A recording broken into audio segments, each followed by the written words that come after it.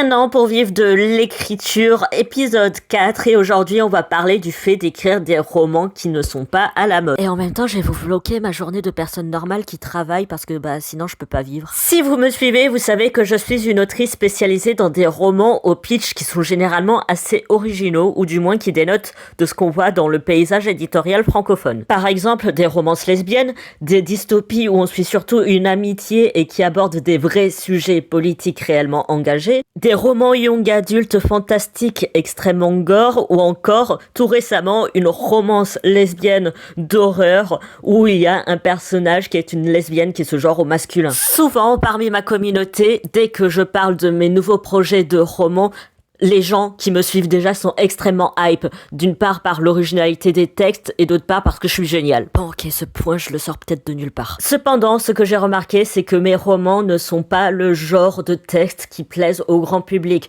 du moins pas aux personnes sur BookTok, sur Bookstagram et compagnie. Bref, mes romans touchent une petite communauté, ce qui rend assez dur le fait de pouvoir en vivre, malgré le fait que ce sont des absolus bangers. Et d'ailleurs, là, je vous montre le Jaspage de Quand l'éclair se figea qui est dispo partout en librairie. Genre, on le trouve dans toutes les librairies, même des putains de Leclerc, donc n'hésitez pas, tous les gens qui l'ont lu l'ont kiffé pour l'instant.